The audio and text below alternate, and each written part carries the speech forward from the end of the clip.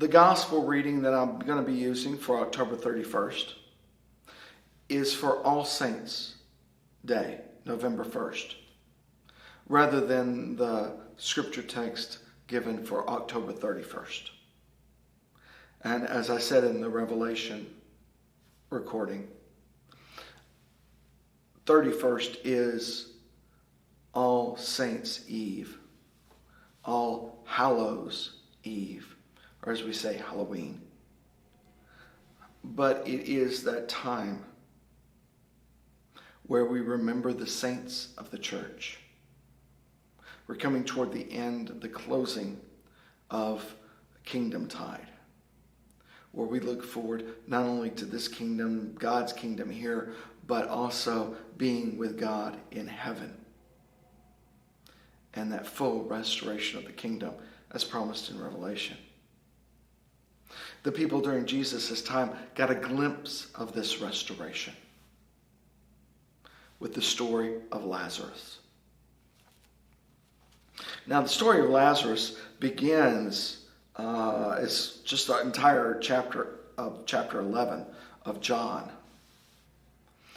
And if you remember, Jesus gets word, and then he waits until Lazarus has died, and then he goes to be with the family. And there's the whole question of who's greatest among us. And he gets there, and Martha, good old Martha, you gotta love her. If you had been here, if you had been taking care of business, if you had come when we asked you to come, Lazarus would still be alive. Now notice that Martha doesn't lack faith. Martha just doesn't appreciate Jesus' timing. Martha knows Jesus could have done it. But she doesn't understand why he delayed. And Jesus says, do you believe that I am the resurrection? And Martha says, yes, you are the resurrection and you are the life. Jesus, in that statement, kind of says, well, Martha, what does it matter if I delayed or not? Lazarus is going to live. But Martha's like, I know he's going to live one day in the future. But I wanted him to be alive now. Martha goes back and tells Mary. Mary runs over to Jesus. Mary, the one who was at Jesus' feet. The one who washes his feet with oil. The one who doesn't say a lot, but who loves Jesus. She just comes to him. Lord, if you had been here, my brother would not have died. It's not, where were you? Why didn't you show up? It's just a statement of faith. And then Jesus saw her weeping, wherever you placed him, went to where it was, and Jesus wept. Compassion means to suffer with. God weeps with us. God is angry with us. God feels our pain. Physically, emotionally. We don't have an absentee landlord, a covenant with an almighty king that no one can approach. We have an intimate relationship with our Father who feels our pain. Of course, Jesus will go over there and pray, and Lazarus will come out. And then when he comes out, Jesus says the great phrase that everybody likes, unbind him and let him go.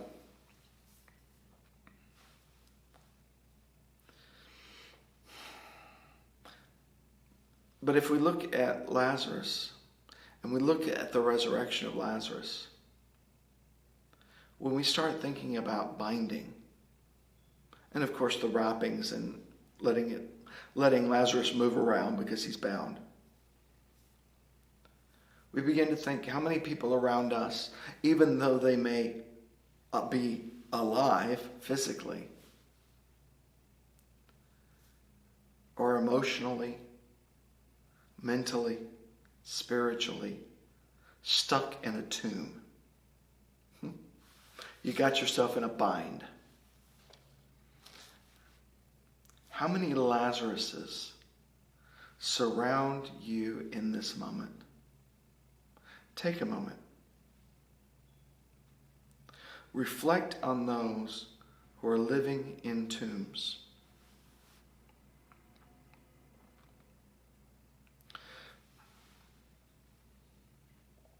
Some research that's been done has argued that the reason why zombies are so popular is because they reflect a society that's become dead inside and is just going through the motions, feeding off of the intellect and the vibrancy of others. At work, their daily routine, their rituals in the house, marriage. How many Lazaruses do you know?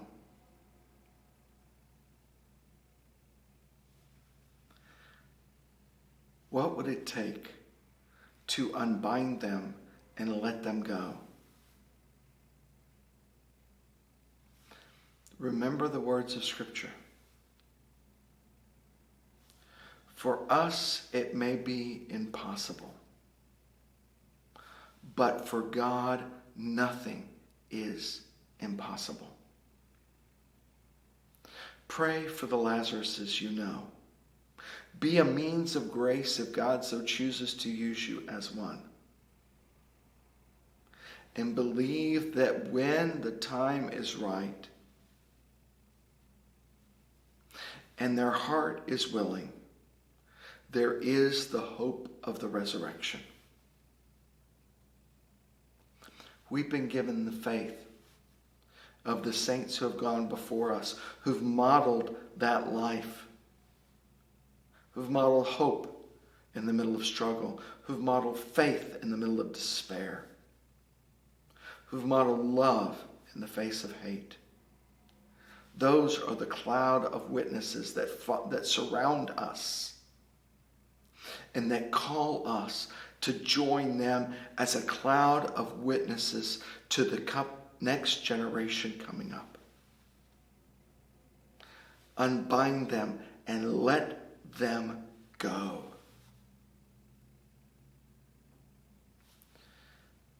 Remove the red tape of prejudice, bias. Unbind them and let them go, so that they might become the children of God that God is calling them to be, so that they may have life and life abundantly.